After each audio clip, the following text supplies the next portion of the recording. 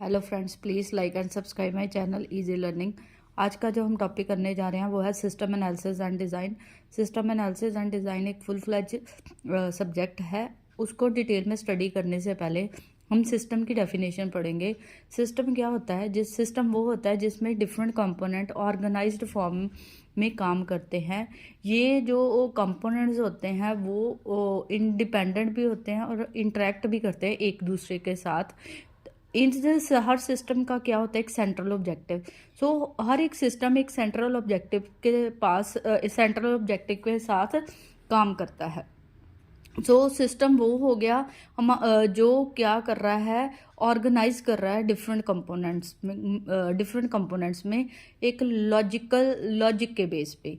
हम different example देख लेते हैं अपने आसपास। किसकी? सिस्टम की बेस्ट एग्जांपल आ जाता है कंप्यूटर सिस्टम, जिसमें बहुत बहुत सारे कंपोनेंट्स हैं जो आपस में इंटरेक्ट कर रहे हैं, जो आपस में डेटा शेयर कर रहे हैं। ये हमारी एक बेस्ट एग्जांपल हो गई सिस्टम की।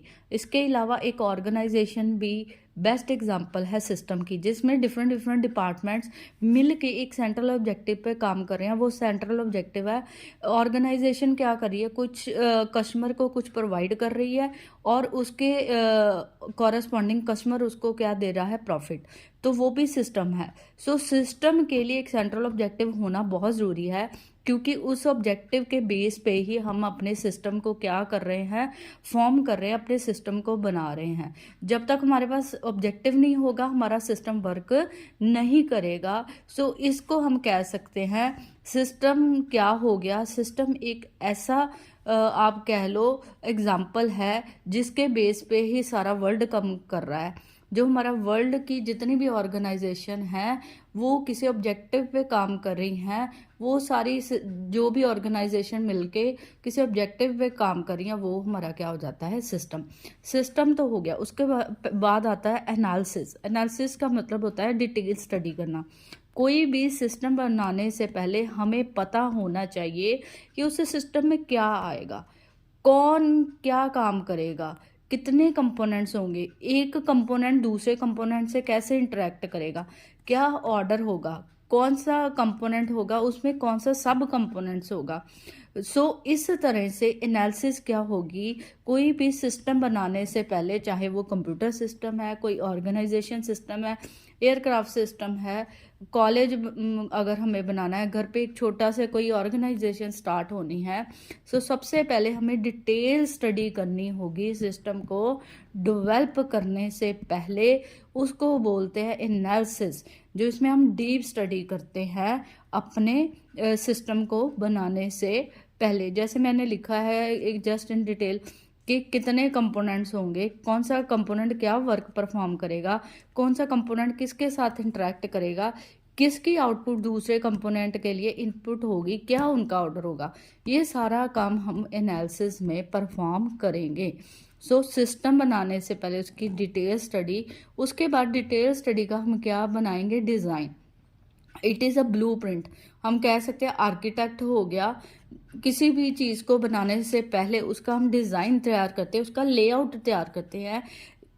जैसे कि आप एग्जांपल ले लो, अगर हम कोई ब्रिज बना रहे हैं, ब्रिज बनाने से पहले उसका ब्लूप्रिंट तैयार होता है, उसका डिज़ाइन तैयार होता है, कैसे वो ब्रिज बनेगा, कैसे उसके पिलर्स बनेंगे, क्या क्या मटेरियल यूज़ होगा, कैसा उसका लेआउट होगा। डिज़ाइन एक तरह का आर्किटेक्चर ही हो गया, जिसमें हम डिटेल स्टडी बता रहे हैं किसी भी सिस्टम को बनाने से पहले। ये जो डिज़ाइन है ना, वो भी डिपेंड करेगा डिज़ाइन हम ओल्ड सिस्टम का बना रहे हैं या न्यू सिस्टम का। उसी तरह एनालिसिस में भी यही बात होगी कि एनालिसिस हम ओल्ड सिस्टम का कर रहे हैं या न्यू सिस्टम का।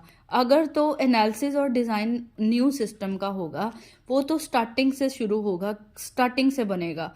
कौन कौन से कंपोनेंट होंगे, जो भी उसकी डिटेल हमने एनालिसिस में किया है, वो सारी हम किस में डाल देंगे? उसके आर्किटेक्चर में, उसकी डिज़ाइन में डाल देंगे। बट अगर हम पुराना सिस्टम बना रहे हैं, उसका भी एनालिसिस कर रहे हैं या उसका डिज़ाइन कर रहे हैं, ओल्ड सिस्टम में देखेंगे कौन कौन से कंपोनेंट रिप्लेस करने की ज़रूरत है, कौन सा नया पार्ट हमें अपने सिस्टम में डालना पड़ेगा, उसकी क्या कॉस्ट आएगी, जो नया पार्ट हम ऐड करने जा रहे हैं, जो नए कंपोनेंट या कंपोनेंट्स ऐड करने जा रहे हैं, वो पुराने सिस्टम के साथ वो कैसे इंटरेक्ट करेगा।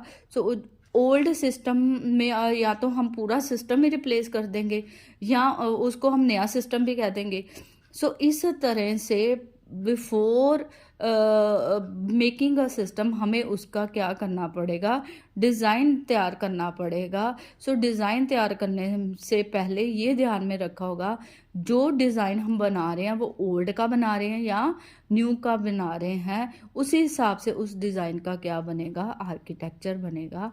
सो इन्हें सब टर्म्स मिलके हमारा कौन सा सब्जेक्ट तैयार करते हैं, system analysis and design. I hope you like the video. Please like and subscribe my channel Easy Learning for more videos. Thank you very much.